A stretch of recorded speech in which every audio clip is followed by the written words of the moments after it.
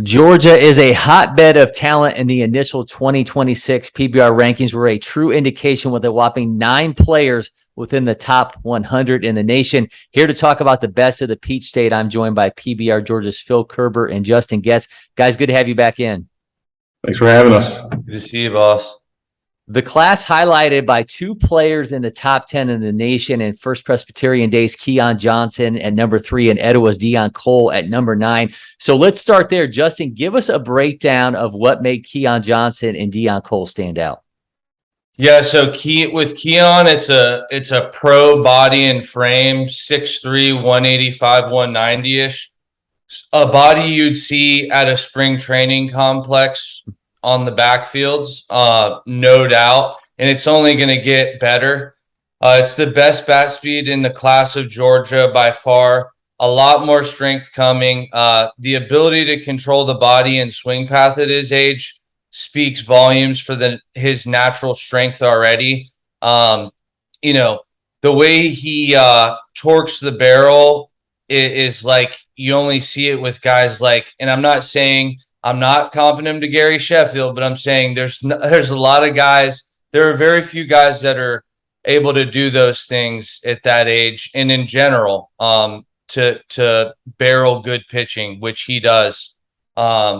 He can manipulate the barrel based on pitch type or location, and he's proven himself on the big stage. He's got a heck of a backup plan on the mound where he's sitting upper 80s. At our showcase was up to 90. 91 across the infield. He has reached 91 on the mound.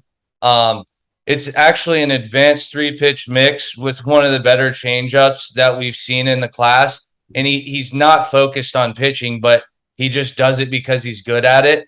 The arm strength works wonders at short. He moves extremely well for his size, smooth hands in exchange at short.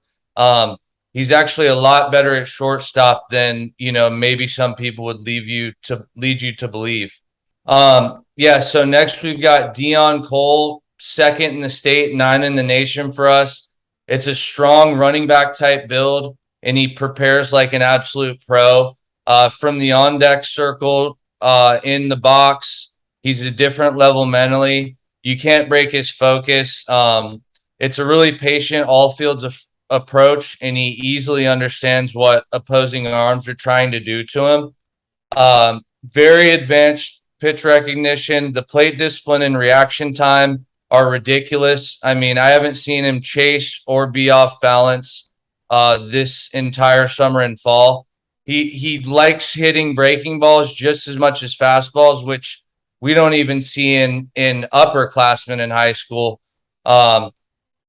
He produced against pitchers 2 to 4 years older than him this year and last year, and has been, basically invited to future games since he was born, pretty much, if you ask Phil.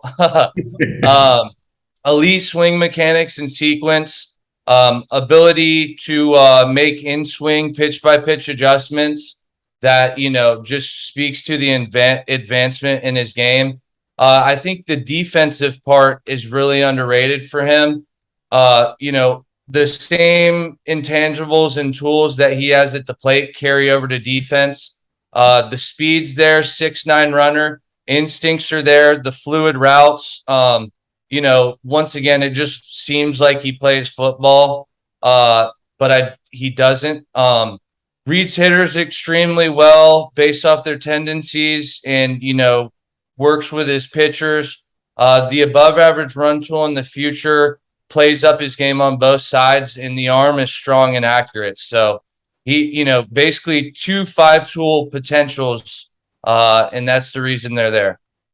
Well, outside that top 10 in the country, let's look at a few of the other Georgia players that are within that top 100. Phil, who do you want to focus on? Yeah, I'm going to start with the number 3 prospect out of Georgia, Bubba Coleman, who ranks number 14th nationally. LSU commit, going to Buford High School, and he actually moved to Georgia from Arizona. I believe it was late in the spring. So once again, we are blessed to have all this talent just coming to us. But Bubba, it's another guy where if we're going to talk 5 tools, he's right there up there with Deion and Keon. And who knows, in a few years, those names might change, and we could have Bubba number 1 or some sort of iteration in there. But getting back to Bubba, he's, big, strong, 6', 180. And it's the physicality that kind of stands out right now, is that it's real muscle on his frame. There's real man strength there already, and it shows with the swing. It's explosive. He gets some of the most barrel whip in the state, probably in the class too. And he can shoot the ball to all fields and some real power, middle pull. Who knows what he's going to do at Buford? They just keep reloading, but I think he's going to be a big part of that offense. And then we talk about defensively, he's got arm strength. He's got the athleticism to stick on the left side. So whether it's shortstop or third base, he'll be over there at the next level. So, there's a lot to like out of Bubba, and we're excited to be able to get further looks on him. And then coming in at number 4 in the state, number 36 overall, will be our first real PO, Connor Langdon, out of Westfield School, already a Mississippi State commit. And we got a very good look at him at the junior future games, which was really was a springboard for his commitment. He was up to 87.2, was throwing this changeup that it was a very advanced changeup. He's able to tunnel very well with his fastball. Now, we didn't really see the breaking ball, but what makes him the number 4 prospect was the development of the breaking ball this fall. It's a slurvy-like pitch, but it's got some real downward action. It's sharp. It's a current swing and miss pitch. If he carries that over into the spring and just keeps improving on that, he's going to have 3 above-average pitches. And I haven't even gotten into the delivery, which is probably the most deceptive in the entire state. You look at the arm path, getting video from behind, the ball just appears out of nowhere from this high 3/4 slot, and he's striding across the mound, so he's hiding it even further. So lefties probably have 0 chance. They're probably seeing the ball when it's about 10 feet away. And righties, you're barely getting a glimpse at the ball as it's at release. So he's got a lot working for him, and I'm excited to be able to follow him. Coming in number 6 in Georgia's rankings and number 63 overall is Matthew Sharman, probably the highest ranked two-way guy outside of Keon. Sharman is a true right-handed pitcher, shortstop or third base at the next level. That remains to be seen, but he's another Etowah product who, if we're going to get into Etowah's freshman class, it's going to be a heck of a one.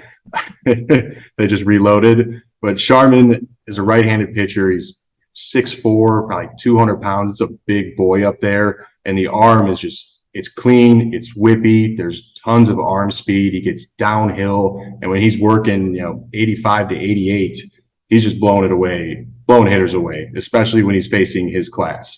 Like, those guys have had 0 chance in the fall. They didn't have much of a chance in the summer either. And then he gets at the plate, and he's an athlete. He knows how to swing it. There's present power, and as he continues to fill out, it might be some of the top raw power in the state that we're going to see from him. So he's another exciting one to follow. Well, Justin, I know you've got one other player that you wanted to break down. Yeah, I've got a special defender here in Cam Jackson, a shortstop from Georgia Premier. He's a South Carolina commit, number 5 in the state for us, 49th in the country. He's also a JFGer with plain and simply one of the highest ceilings in the country, guaranteed to stick at shortstop long term. He's built like a Power 5 wide receiver.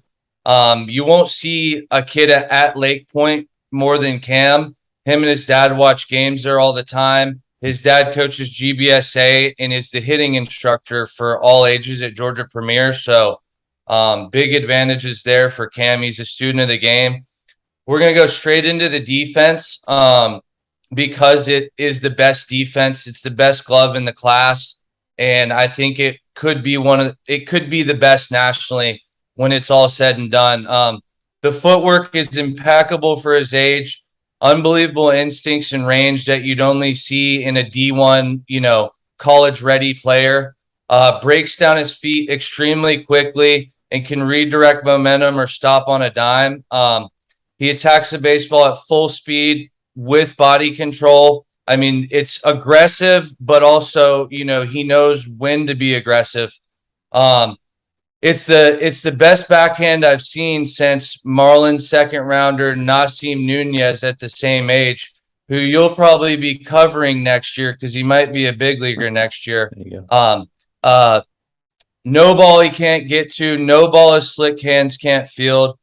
He throws easily from all angles and looks to have plus or better defense tools across the board in the future.